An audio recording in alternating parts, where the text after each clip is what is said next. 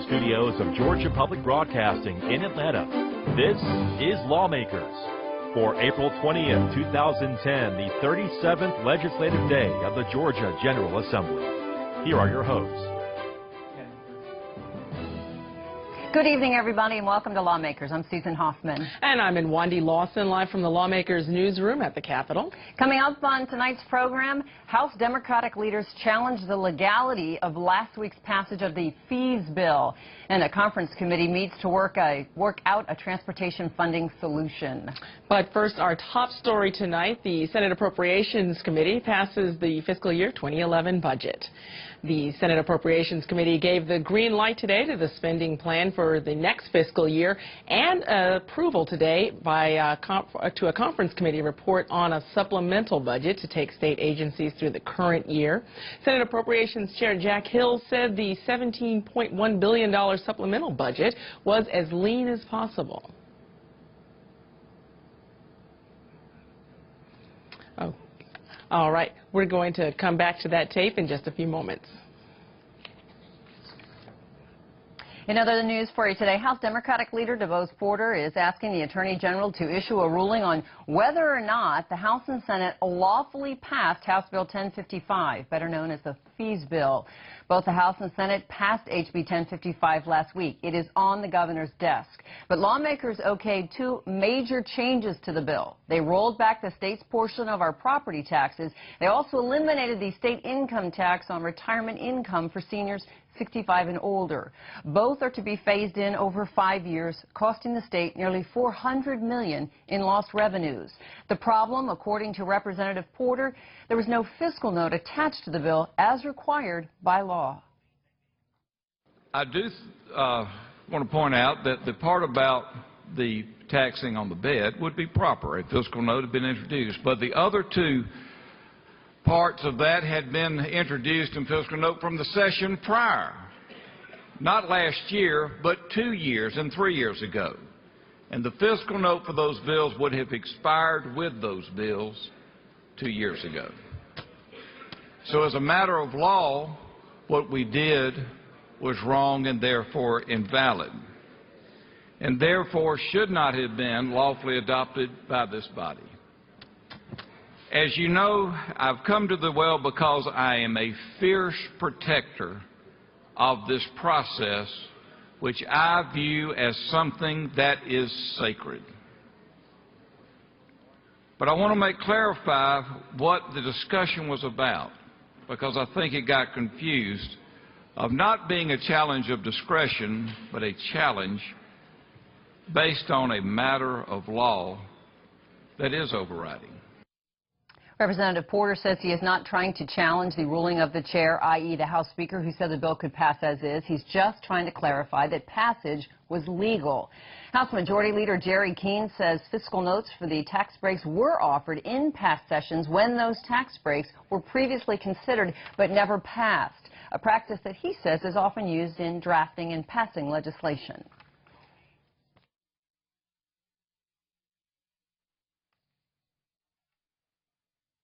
The rationale behind that is that for so many years we've heard of... I do apologize. Jerry Keene, the House Speaker, the House Majority Leader, basically is saying that it's not uncommon for them to go back and use those old fiscal notes if they've already flushed out and vetted a concept like that. And he does believe pretty much the fact that DeVos Porter is running for governor, he's really using this as a campaign stump and some protection because the Republicans have passed a tax break, and now he believes that Democrats are running for some cover. So if we can, I'm going to bring you the piece of sound. But in the meantime, you should know the governor is supporting the tax break. And according to his spokesperson, Governor Perdue is going to sign House Bill 1055. Also, the Attorney General, Thurber Baker, has yet to rule on this. I did contact his office twice today. They are considering the request from Representative Porter. But again, to date, the Attorney General has not ruled as to whether or not House Bill 1055 was legally passed by the House and Senate. And now we're going back to the newsroom at the Capitol with Wendy. And in other news today, final passage in the Senate today of a plan to begin overhauling the state's tax system. House Bill 1405 creates a council of advisors, including Governor Sonny Perdue after he leaves office, to advise a special joint committee about ways to revise the tax code. The committee would then bring legislation to the General Assembly that could not be amended by either chamber. Now, even though the plan does include both Democrats and Republicans, some question whether it takes away too much power from lawmakers. Here's Senator Chip Rogers' response. The talk about the need to reform Georgia's tax system, but oftentimes when a bill goes to a particular committee or set of committees, there is an enormous amount of influence by those who want a place in that tax code, whether it be a special exemption or some sort of special law. And the result is we never get the overall tax reform that so many Georgians want. And I believe that the setup of this particular committee allows there to be an opportunity to take some recommendations from a group of experts that will be created through the Special Counsel on Tax Reform, to take those recommendations seriously, put those in the form of legislation, and allow both the House and Senate to have their say up or down on that type of reform. Now, the Senate approved House Bill 1405 by a party line vote of 34 to 14, marking final passage, and they sent that measure to the governor's office.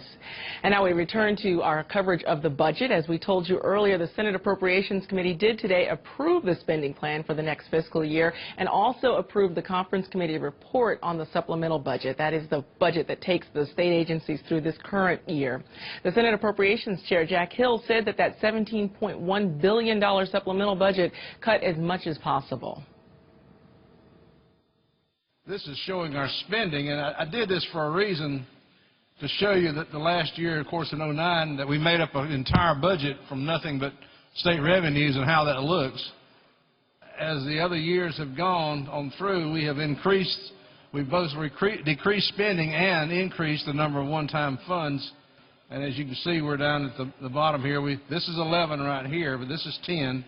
Where you can see the level of spending has decreased to that amount, and then the one-time funds makes up the difference. In 11, you'll see there's a little bit of growth in state funds, a reduction in one-time funds, mainly because we're running out of one-time funds. And, of course, as everybody has said, if you want to worry about something, worry about 12. The Senate approved House Bill 927, that's the supplemental budget. That vote was 45 to 4. The House is expected to vote on that measure tomorrow. Now, earlier in the day, the Senate Appropriations Committee gave a due pass to HB 948. That's the 2011 budget. The hospital fee bill, as you know, nets $171 million. The fee bill that we passed last week nets is $96 million, and the securitization, $288 million. In K-12 education is a total cut of about $405 million. There's still $140 million in federal stimulus funds that are going to education. That cuts the education formula by $262 million. With the approval of the Senate Appropriations Committee, the 2011 budget is expected on the Senate floor tomorrow. Now, while the budget may have a lot of bad news, House and Senate leaders are expressing a great deal of optimism today about a regional transportation plan coming to fruition in the waning days of this session. I would say that we're closer now to agreeing than we've ever been before. When the Conference Committee met this afternoon, House Transportation Chair Jay Roberts said rather than argue about whether to allow counties to opt out or opt in, the current plan provides a carrot for those who adopt regional transportation plans. The governor has been very cooperative in working with us and to negotiate and come up with what I believe is a good solution to that. If they do not pass a list and there's not a vote taken, your current state match is 50%, you stay at 50%. However, if the roundtable can come together and agree to a list that moves on to the voters, your state match portion will only be 30%. If the list is approved by the roundtable and it moves on to the voters and they then approve it, your state's match reduces down to 10%. And of course they're vetted through the planning director process to make sure they have a regional impact that's going to reach the most people in that defined region, like the metro area. Like Metro Atlanta's rapid transit system. Section 5 is the MARTA piece. Reeling from a $120 million deficit and the potential for extensive service cuts, MARTA stands to gain from the section, allowing more spending flexibility. But the Senate President Pro Tem says the plan doesn't go far enough. I'm not a spokesperson for MARTA, but I do have some concerns about the fact that MARTA is the only transit system that is not allowed to use the new penny for maintenance and operation. Now, I understand that they raise money already for maintenance and operations, and I appreciate that. But you know, they're moving 500,000 people a day, and they have some struggles, and we're addressing some of that with the 50-50 deal. The Transportation Conference Committee canceled a second meeting this afternoon. It's expected to meet again tomorrow. Senate Majority Leader Chip Rogers says he expects a compromise measure to be approved by Legislative Day 39. And look for the House Speaker's ethics reform package on the House floor tomorrow. Senate Bill 17 was officially put on the rules calendar for tomorrow. The Speaker presented the bill in House Rules today, a bill that Speaker Ralston says will continue to move Georgia to the top in the United States in ethics legislation. Now, among other things, it doubles fines for violating the act. It ups late fees for not submitting disclosure reports on time, and it requires lobbyists to report all gifts for lawmakers twice as often as is now required. But Ralston drew special attention to a section defining abuse of power, aimed squarely at former House Speaker Glenn Richardson. I think one of the most important provisions of this bill is defining and codifying the concept of abuse of official power. That now means threatening to use the powers or personnel of a state entity for personal purposes of coercion, retaliation, or punishment. We also have defined and expanded the definition of conflict of interest so that these terms now join the age-old unlawful behavior of using state employees in political campaigns as being considered improper conduct, and expands the range of those powers under that concept.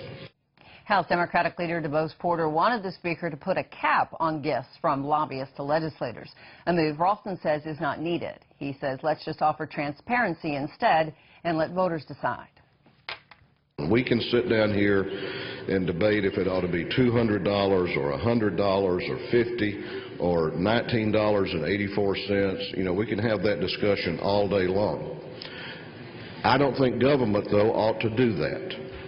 It's a question of, do you believe in government regulation and control, or do you believe in openness and transparency and trust the people to make those judgments? And I trust the people of this state to make those judgments with the information that they can get with a click of a mouse. That's going to be made now twice as frequent.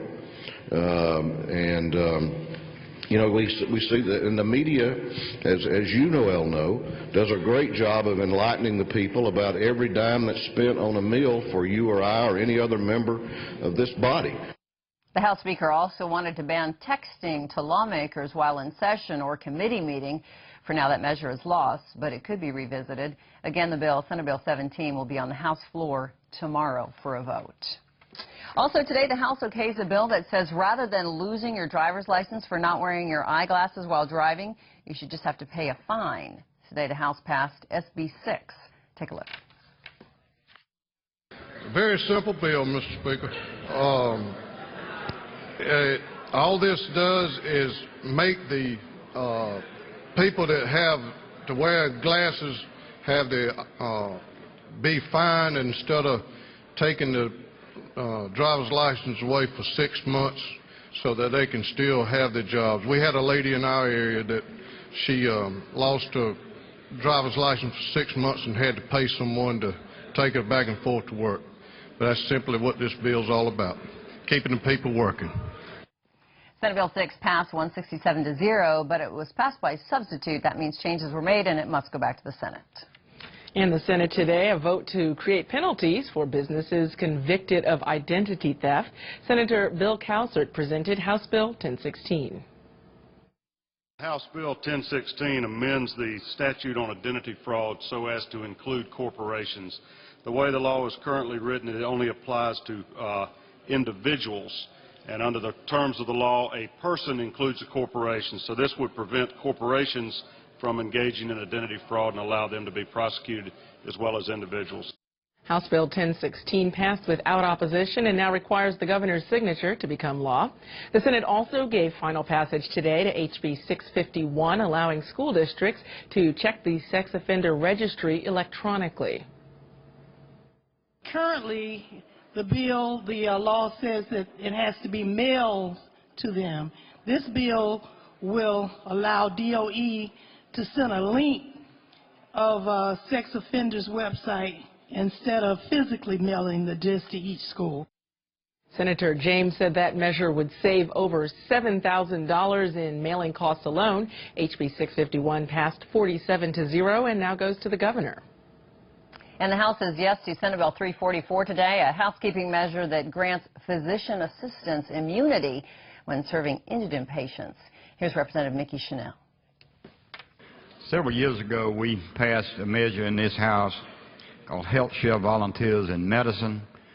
What it does is provides sovereign immunity to health care providers in this state who provide free health care to low-income people. The original bill had a long list of health care providers who would be covered under this. This bill, Senate Bill 344, simply adds physician assistants to that long list of people who volunteer their time and provide free health care to low-income people. I appreciate your favorable consideration. Senate Bill 344 passed 158-2, and it goes to the governor. Also today, the House okays a bill that streamlines the process of modifying cell towers around the state.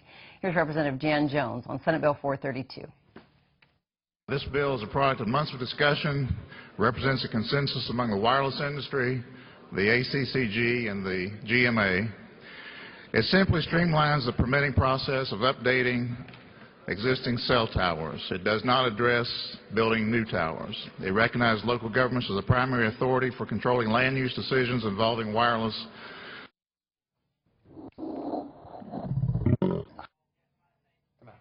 My apologies on that tape. Also, that is obviously not Jan Jones. That's Representative Don Parsons. Senate Bill 432 passed 165-1, and it goes to Governor Perdue. Well, the budget as passed by the Senate Appropriations Committee this morning restores some funding to the Georgia Council for the Arts. The House version had eliminated the agency. That move comes after art supporters lobbied hard and marched on the Capitol this week. GPB's Susanna Capelouto reports.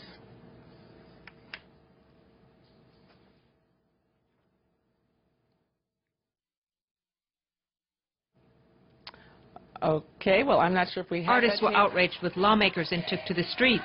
They feared the stream of funding to over 800 local nonprofit arts organizations around the state could be eliminated.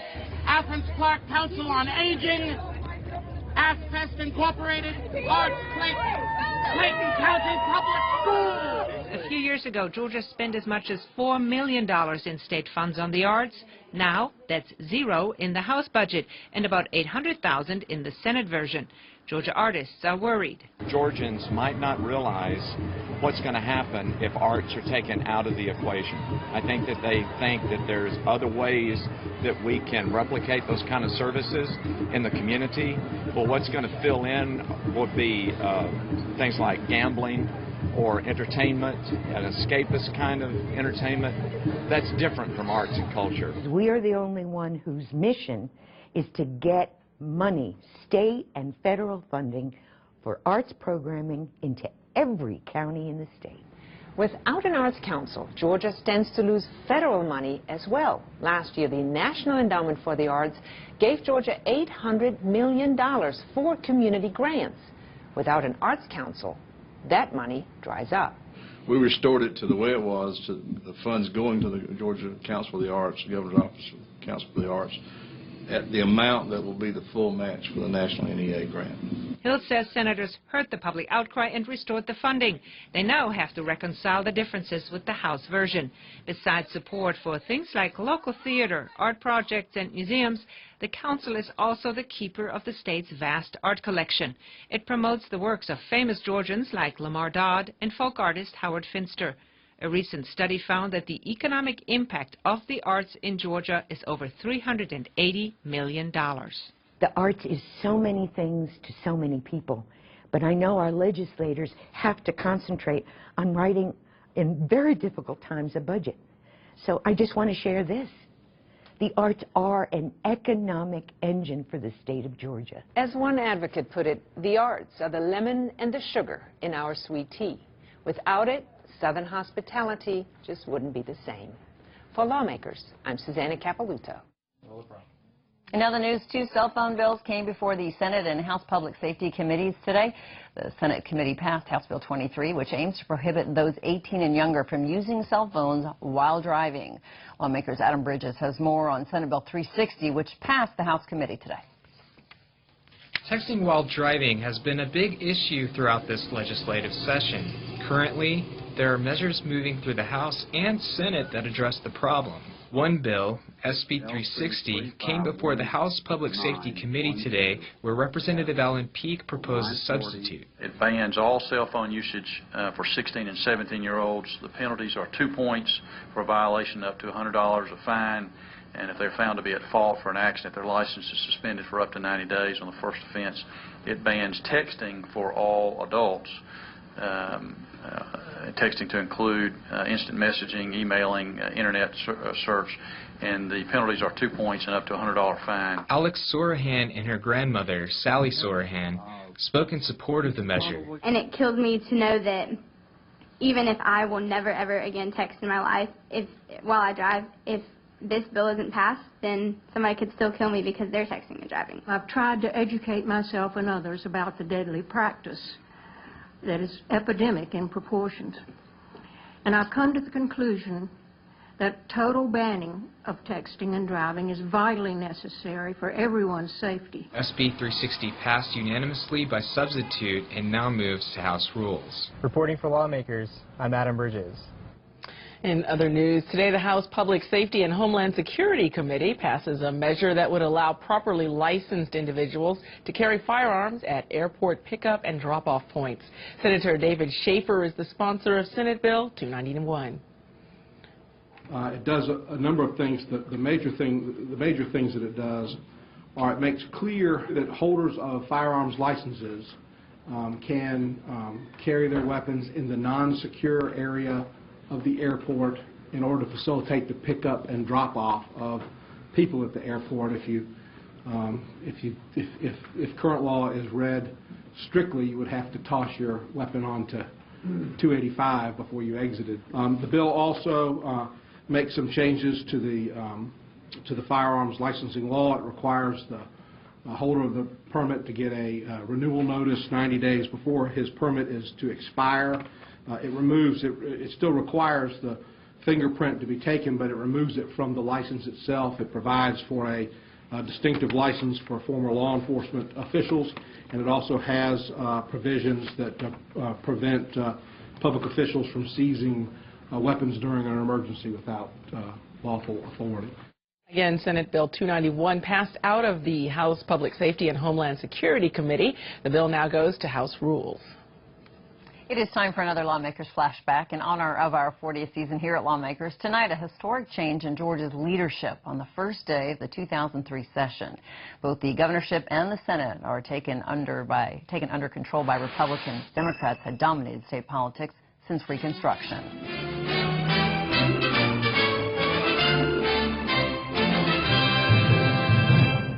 We must have faith in one another. The people must have faith in their elected officials. And so I will call upon the General Assembly to pass the most comprehensive ethics reform in Georgia's history.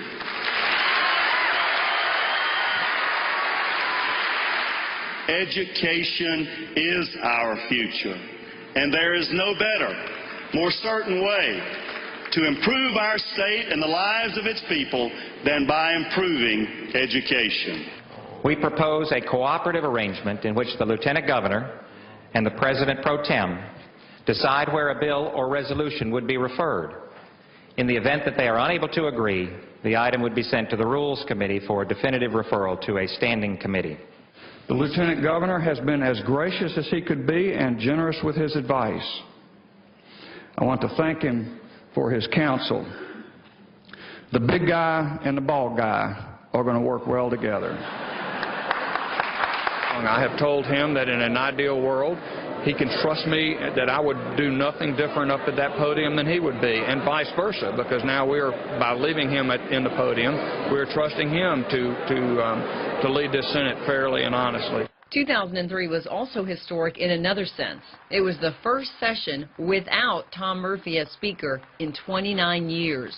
After Murphy lost his re-election bid to the House, Representative Terry Coleman replaced him as Speaker. Most of all, thank you very much for a bipartisan vote to be Speaker. I think it's one of the most important things that has taken place today. This has been a Lawmakers Flashback. Of course, 2003 was only the beginning of the trend. The House became Republican-controlled in 2005. For more Lawmakers Flashbacks, please remember to keep watching the 40th season of Lawmakers. And Ricky Bevington is joining us now here on Lawmakers, as she does every evening, just to give us an update of what's going on around the state. How are you? I'm great. Good. Great to be here. Thank you. And very good evening to you. Giant red X's dotted MARTA buses and trains today in Metro Atlanta. You may have seen them. They mark bus routes and train schedules that could be cut if lawmakers approve reductions to mass transit money. Advocates rallied in downtown Atlanta calling for the state legislature to approve funding for MARTA. The nonprofit Transportation Equity Network is a national organization that is organizing the protest in conjunction with other rallies in Washington, D.C., Los Angeles, Minneapolis, and St. Paul, Minnesota to save public transit in those states. A state legislator says that he will run for the Republican nomination for Georgia Labor Commissioner. State Representative Mark Butler said today he will seek the seat being vacated by the Democrat Michael Thurmond. Thurmond is not seeking another term, and in fact he's expected to announce tomorrow that he'll be running for the U.S. Senate instead. Snellville Republican State Representative Melvin Everson is also running for Labor Commissioner. So far, no Democrat has announced plans to seek the seat. And it was a mixed bag in quarterly earnings reports from two major Georgia-based companies. Delta Airlines says it lost more than $250 million, rather $250 million, $250 million in the first quarter, the first 3 months of 2010. A big factor was lost revenue from the heavy winter storms that hit the eastern seaboard in February. The Atlanta-based carrier had to cancel roughly 2,000 flights. And for the world's largest beverage maker, its quarterly report showed a profit of nearly 20%. Atlanta-based Coca-Cola's revenues of more than $7.5 billion were boosted by strong sales in a number of overseas markets that helped offset weaker sales in North America. There's always more Georgia news at our website, gpb.org, and follow us on Twitter at GPB News. I'm Ricky Bevington. Thank Susan? you so much. See you soon. See you tomorrow. Coming up tomorrow on Lawmakers, the fiscal year 2011 budget is expected on the Senate floor, and the House is scheduled to take up Speaker Ralston's ethics reform. We're going to have those stories and, of course, all the latest from Under the Gold Dome. That's tomorrow night at 7 p.m. If you have missed any part of this program, please tune in when Lawmakers repeats tomorrow morning at 5:30 a.m. Coming up on GPB, Georgia Outdoors, Crashing Waters. That program is next. And very quickly, Amani, before we say goodnight, I wanted to give you a quick update. House Bill 703. In the House, they agreed to the Senate substitute to that today. Basically, if you own property and you sell it to the county and the county wants to give it up, they have the right to sell it back to you. If you've passed away, they'll sell it back to your heirs. They have the first right of refusal. So that measure, again, House Bill 703 goes to Governor Perdue.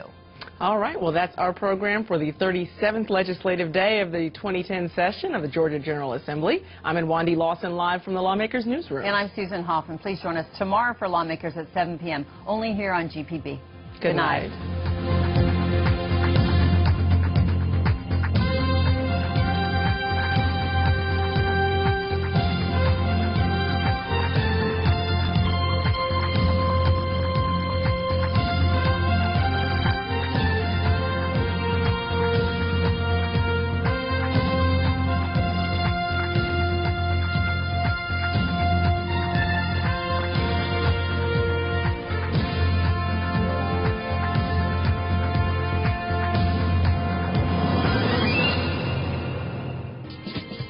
Funding for Lawmakers comes from The Georgia Chamber of Commerce, the voice of Georgia's business community, over 4,000 members strong, working with lawmakers for over 90 years to make sure that our state remains a place where companies thrive.